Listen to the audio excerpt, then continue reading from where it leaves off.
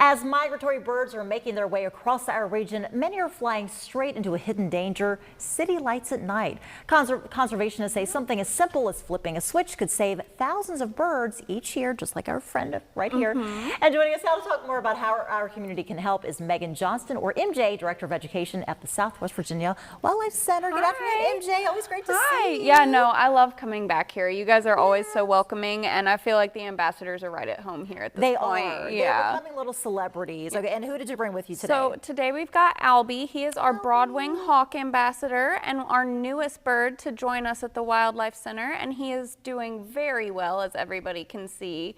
But he's really fun to bring out because he is one of our few migratory hawk species that we have, or true migratory hawk species. Yeah, so what typical birds are migratory in our area, and when is the time frame that we normally see them here? So we get a lot through our area, which we're really lucky to have such a huge variety come through because we have such beautiful landscapes to go bird watching on. So it's only even better that we have so many beautiful birds visit us. We have stuff like thrushes come through, and a really big one is warblers, which is funny because they're actually very small birds, but they make up a lot of our migratory species that come through, and there are ones like cerulean warblers and Canada warblers. There's hundreds of warblers out there. So many we for the get a bird lot. enthusiasts. They know exactly what you're talking Some people about. will know those species, but warblers is a good general term for a lot. Let me get you a better worm, buddy. Aw. So it starts a little off every year, but we start tracking it really in March. Okay. So March 1st, you can use websites like birdcast.org and see exactly what species and how many have been seen traveling through. Yeah, and we also get some species like our broadwing hawks who travel from North America all the way down into Central America and back up again. So they're really, really cool if you do any hawk watching as well.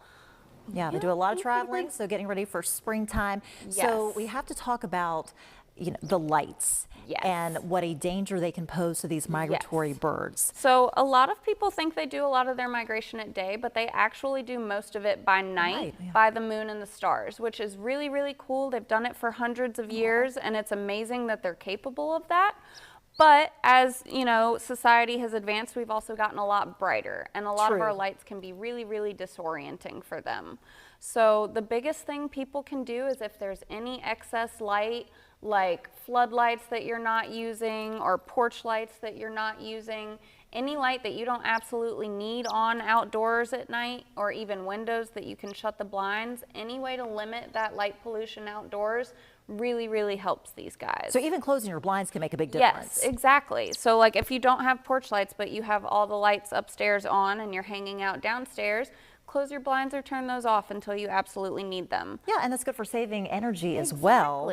So what about motion sensor lights? So like we never want to advocate for ones that people need. We want people to be safe as well. So if you need that while you're outside, that's fine. But it's ones that you don't absolutely need that can be turned off. And another really big one is if anybody knows business owners that have really big floodlights on, or stadium lights, or those really bright neon lights that sometimes line windows.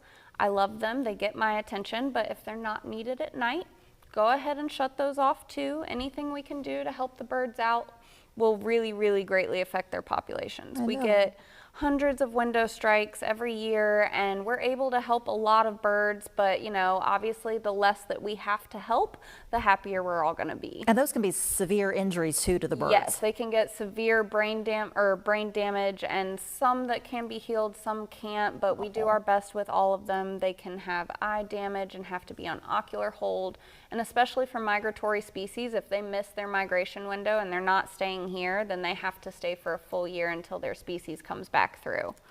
So we just want to limit as many that are getting hurt as possible. And this is so easy by just flipping off the light switches. Yeah, and this campaign is called Lights Out for Birds. Yes, and it is a huge thing. You can get all sorts of information on it online. The biggest one I really like, the Audubon Society is who puts this out. So they have a lot of really helpful stuff.